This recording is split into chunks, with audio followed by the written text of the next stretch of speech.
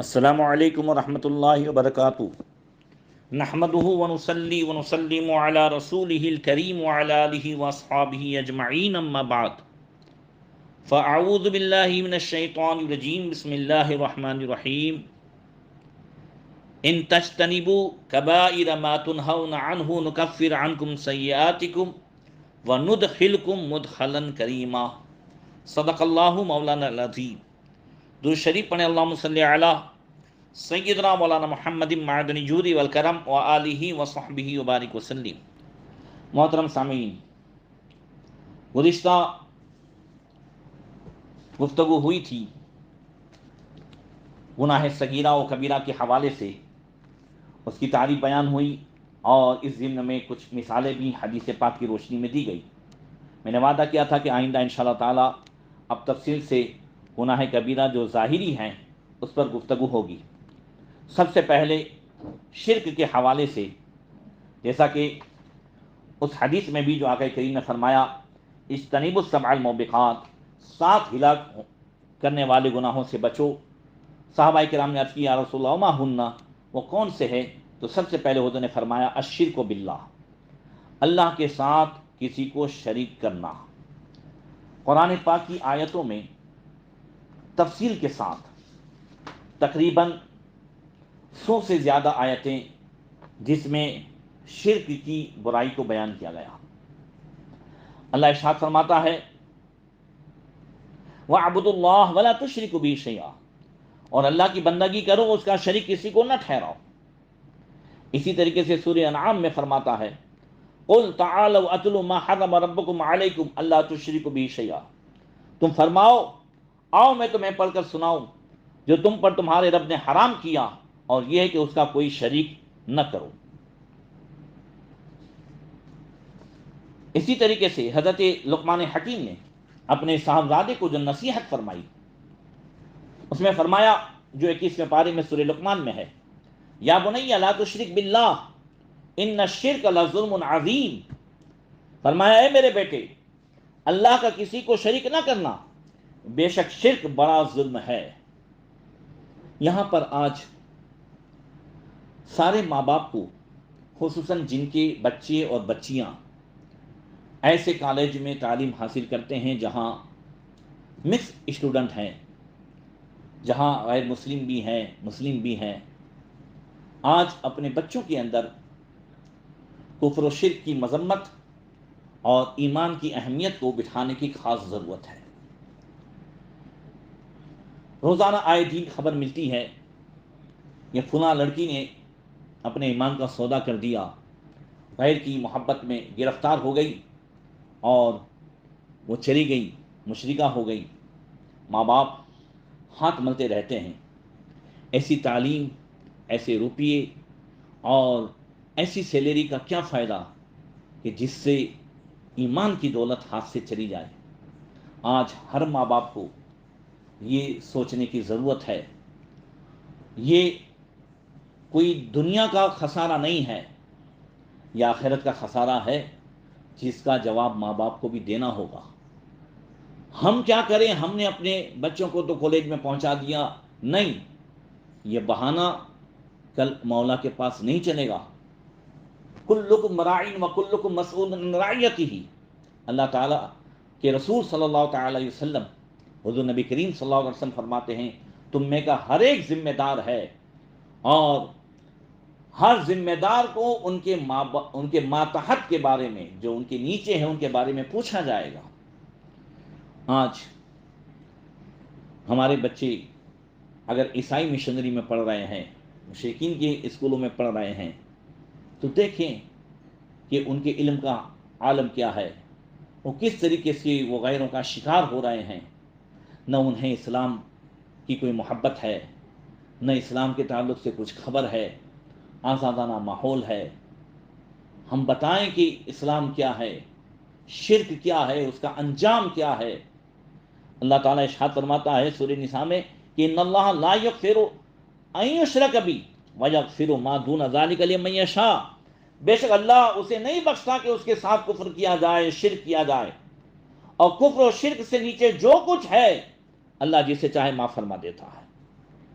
تو سب سے پہلے بچوں کو یہ بتائیں کہ کفر و شرک سے اس طرح دور رہیں جس طرح وہ زہر سے دور رہتے ہیں. زہر سے تو جان جاتی ہے، کفر و شرک سے ایمان چلا جاتا ہے. یہ بتانا از حد ضروری ہے اور ہر ماں باپ پر فرض عین ہے. دیکھیں حضرت ابو ذر غفاری رضی اللہ تعالیٰ عنہ کی جو حدیث ہے کہ اوصانی رسول اللہ صلی اللہ تعالیٰ علیہ وسلم بعشر کلمات، اللہ کے رسول صلی اللہ تعالیٰ علیہ وسلم نے 10 باتوں کی مجھے نصیحت فرمائی. اس میں جو ہے آقا کریم صلی اللہ علیہ وسلم نے جو فرمایا یہ فرمایا لا تشرک باللہ وَإِن قُتِلْتَ وَحُرِّقْتَ. اے ابو ذر، اللہ کے ساتھ کسی کو شریک مت کرنا، چاہے تو جلا دیا جائے چاہے تو قتل کر دیا جائے. تو صحابہ کرام، تابعین، ان سب کی مبارک زندگی کو سامنے رکھا جائے اور آج اپنے بچوں کے دل و دماغ سے اس بات کو نکال دیا جائے کہ اسلام پہ چلنا دشوار ہے، اسلام پہ چلنا مشکل ہے، دین میں بہت ڈیپ نہیں اترنے کا. یہ جو ہم نے ہماری اولاد کے دل و دماغ میں بٹھا دیا ہے، جس کا نتیجہ ہے کہ آج ہماری اولاد اسلام سے دور ہے. حضرت بلال نے تو کبھی نہیں کہا کہ اسلام پہ چلنا دشوار ہے، کربلا والوں نے کبھی نہیں کہا کہ اسلام پہ چلنا دشوار ہے. اس لیے انہیں بتایا جائے کہ کس طریقے سے ہمارے اسلاف نے اسلام پر قائم رہنے کے لیے قربانیاں پیش کی. اور آج اگر اس گندے ماحول میں بھی ہم اپنی اولاد کی حفاظت چاہتے ہیں تو انہیں مسجد تک پہنچائیں، انہیں اچھے علماء کی صحبت تک پہنچائیں، انہیں نمازی بنا دے. قسم خدا کی نماز بھی بے حیائی سے روکتی ہے، نماز بھی بے برائی سے روکتی ہے. ان الصلاۃ تنہی عن الفحشاء والمنکر، بے شک نماز بے حیائی سے روکتی ہے، نماز برائی سے روکتی ہے. حضرت ابو ذر رضی اللہ تعالیٰ عنہ سے دوسری حدیث پاک ہے، فرماتے ہیں کہ رسول اللہ صلی اللہ علیہ وسلم نے ارشاد فرمایا اتانی جبریل فقال من مات من امتک لا یشرک باللہ شیئا دخل الجنہ قلت ومن فعل کذا وکذا قال نعم. ایمان کی اہمیت کو دیکھیں کہ ایمان ہے تو سب کچھ ہے، اللہ گناہ کو معاف فرما دے گا. مگر بتائیں، آقا کریم نے فرمایا کہ میرے پاس جبریل امین آئے اور کہا کہ آپ کی امت کا کوئی فرد اس حال میں انتقال کرے کہ اللہ کے ساتھ کسی کو شریک نہیں کرتا تھا تو اللہ تعالیٰ اسے جنت میں داخل فرمائے گا، وہ جنت میں داخل ہوگا. حضرت ابو ذر کہتے ہیں میں نے کہا اگر جو اس نے زنا کیا ہو، چوری کی ہو وغیرہ، فرمایا ہاں اگر ایمان ہے اور شرک نہیں کیا ہے، کفر نہیں کیا ہے تو جنت میں داخل ہوگا. اسی کے ساتھ ساتھ ایک دوسری حدیث جس میں فرمایا حضرت ابو ہریرہ رضی اللہ تعالیٰ عنہ سے کہتے ہیں من لقی اللہ عز وجل لا یشرک بہ شیئا وادى زکاۃ مالہ طیبۃ بها نفس محتسبا وسمع واطاع فلہ الجنہ او دخل الجنہ. آقا کریم صلی اللہ علیہ وسلم نے فرمایا جو شخص اس حال میں اللہ تعالیٰ سے ملاقات کرے کہ کسی کو شریک نہ ٹھہرائے. ہاں ایک بات اور عرض کر دوں کہ آج ہمارے بچوں کے دل و دماغ سے یہ تصور بھی کم ہوتے جا رہا ہے کہ ہمیں اللہ سے ملنا ہے. آخرت کا تصور اپنی اولاد کے دل و دماغ میں بٹھائیں کہ ہمارے لیے آخرت ہے، ہمارے لیے جنت ہے، اور اگر ہم اس پر قائم نہیں رہے دین پر تو پھر دوزخ ہے. اس کے حوالے سے گفتگو ہو انشاءاللہ تعالی. جنت و دوزخ کے حوالے سے تفصیلی گفتگو کرنے کا ارادہ ہے انشاءاللہ تعالی.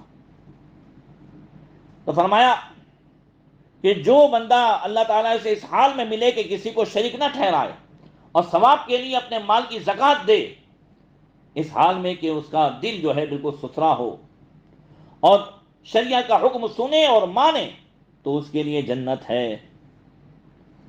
اور پھر فرمایا خمس لیس لہن کفارۃ الشرک باللہ وقتل النفس بغیر حق وبہت مؤمن والفرار من الزحف وَيَمِينٌ صَابِرَةٌ يَقْتَطِعُ بِهَا مَالًا بِغَيْرِ حق. اور فرمایا 5 چیزیں ایسی ہیں جن کا کوئی کفارہ نہیں: اللہ کے ساتھ شریک ٹھہرانا، کسی مسلمان کی ناحق جو ہے جان مارنا، قتل کرنا، مومن پر تہمت لگانا، جنگ سے بھاگنا اور مضبوط قسم کھا کر کے کسی کے مال کو چھین لینا۔ اللہ تبارک و تعالی ہم سب کو ان برے کاموں سے بچنے کی توفیق عطا فرمائے۔ انشاءاللہ آئندہ بیان ہوگا۔ السلام علیکم ورحمۃ اللہ وبرکاتہ۔